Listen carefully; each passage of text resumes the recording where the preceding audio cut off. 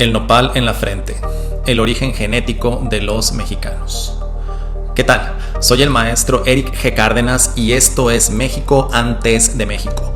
Y el día de hoy traigo un tema que fue el primero que traté en este canal hace exactamente un año y que se refiere al origen genético de los mexicanos. En esta ocasión, para darle un giro un poco más cultural, lo he denominado el nopal en la frente y voy a iniciar analizando un poco algunas de las cifras que nos ha brindado la información o la ciencia genética en relación a cuál es la composición del mapa genético en un país tan extenso y una sociedad tan compleja como la mexicana. Después analizaré lo que significa ser indígena en un país como este para finalmente hacer algunas reflexiones finales de por qué nuestra sociedad sigue prevaleciendo este complejo binomio entre clasismo y racismo.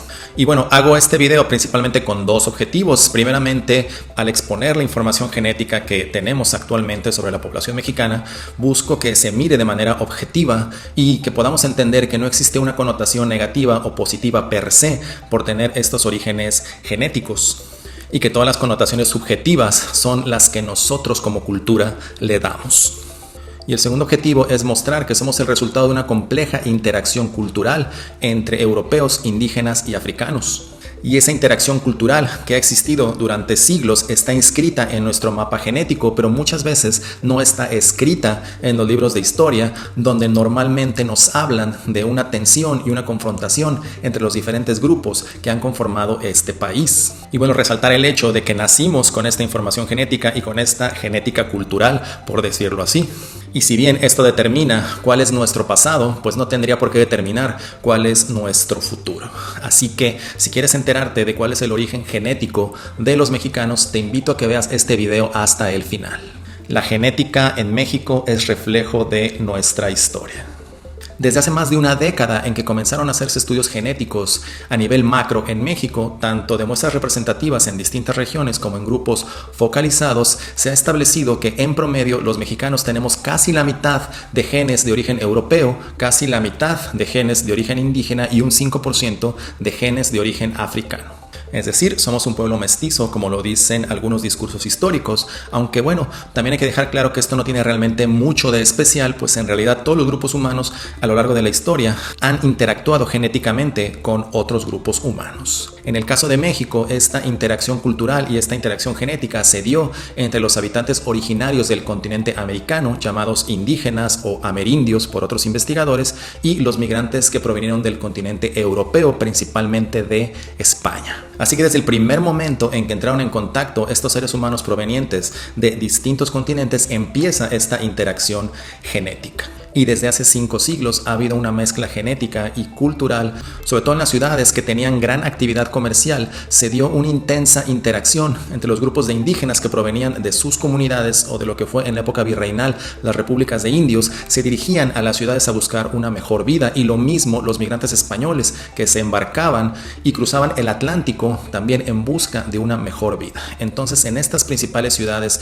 de lo que fue la Nueva España se dieron mezclas genéticas muy dinámicas, principalmente entre grupos de indígenas y grupos de españoles. Y bueno, a la fecha en las grandes ciudades mexicanas como Guadalajara se puede ver que la población tiene en promedio precisamente una mitad de genes europeos, una mitad de genes indígenas y un 5% de genes africanos. Esta relación tan equilibrada que existe en las grandes ciudades mexicanas viene desde la época virreinal, en que las ciudades con alta actividad comercial tenían esa mezcla genética entre los diferentes grupos sociales. Ahora bien, esta relación tan equilibrada que hay en las grandes ciudades varía en las diferentes regiones de México, lo cual nos da un mapa precisamente de la historia que ha tenido este país. Por ejemplo, en las costas del Pacífico Sur o en el Golfo de México sube la prevalencia de genes africanos debido a que precisamente en esas zonas costeras fue donde llegaron los migrantes traídos en un inicio como esclavos y que se quedaron a vivir en este territorio. Por otra parte,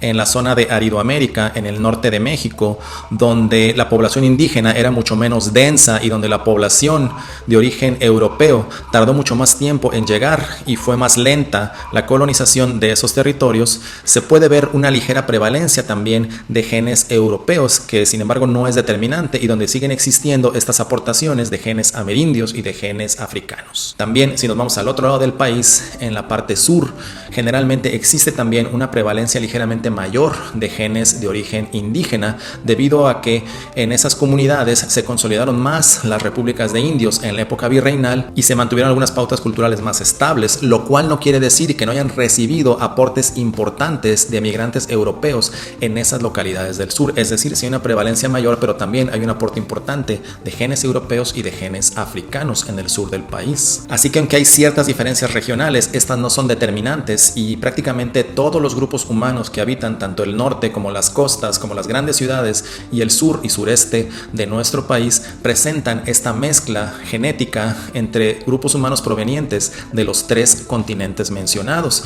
También se puede hablar de una ligera aportación de genes asiáticos, sobre todo en el extremo fronterizo del noroeste de México. Entonces, si prácticamente la totalidad de los habitantes de México somos el resultado de una mezcla genética entre grupos humanos de europeos, americanos y africanos, ¿por qué existen entonces algunas comunidades consideradas indígenas?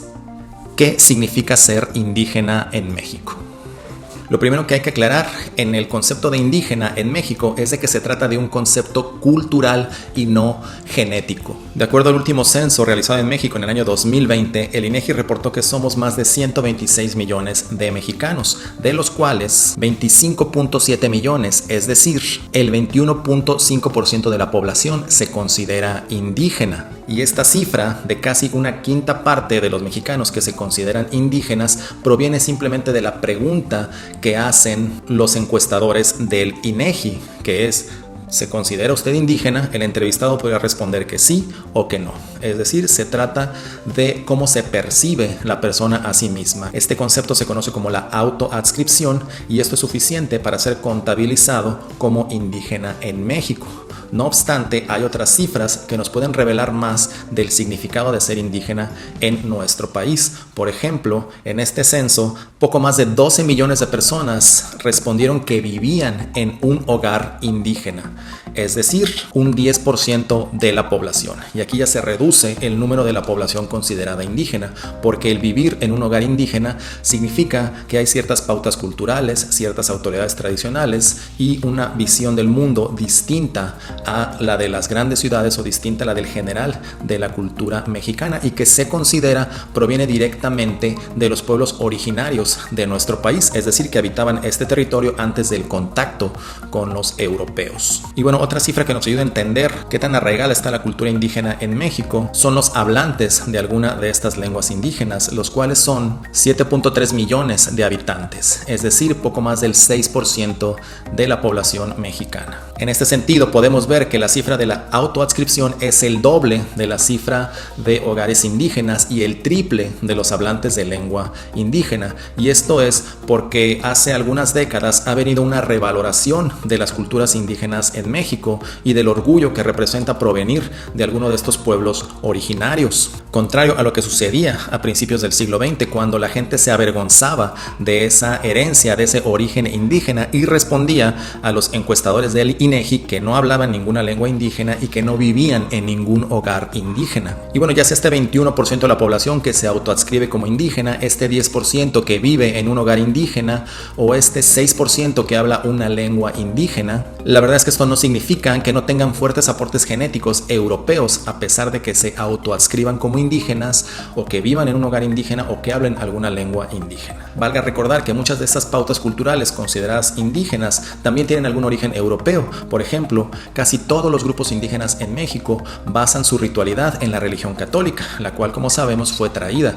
por los españoles. Ahora bien, en ese sentido podemos ver que la genética pasaría a segundo plano cuando se considera o cuando el individuo se autoadscribe como indígena. Y bueno, valga decir que son realmente muy pocos los grupos humanos, los pueblos indígenas, que no han tenido contacto directo con los europeos. Se trata de pueblos que han estado muy aislados en territorios muy agrestes, lo que les impidió entrar en contacto con otros grupos humanos. Por ejemplo, en un pasado video hablo sobre los seris, que oficialmente contabilizan unos 750 individuos actualmente. Así que bueno, como mexicanos, ya sea que tengamos un origen en una comunidad urbana o en una comunidad rural, la apariencia que tenemos, la estructura ósea, la forma de nuestra cara, la forma de nuestros ojos y el color de nuestra piel son dados por esta compleja interacción entre genes provenientes de uno o de otro continente. Sin embargo, en nuestra cultura ha habido una división donde se identifican genes que tienden hacia lo europeo y genes que tienden hacia lo indígena o hacia lo africano.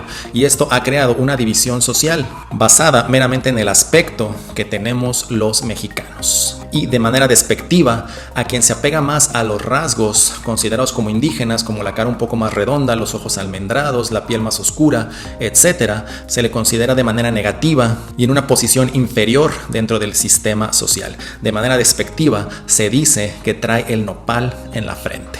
Y bueno, como ya sabrás, el nopal es este cactus muy productivo que crece en territorio mexicano y que además de podernos comer la penca, que tiene muchas propiedades y mucha fibra y que sabe muy rica, también nos da el fruto de la tuna. Sin embargo, es un producto que típicamente solo se consume en México y que representa el origen indígena de los mexicanos, y que en este contexto, cuando se dice que traes el nopal en la frente, se usa de manera despectiva. Ahora bien, antes de continuar con este tema del nopal en la frente y para analizar la complejidad del racismo y el clasismo en México, me gustaría agradecerte por todo el apoyo que has brindado a este canal en el último año.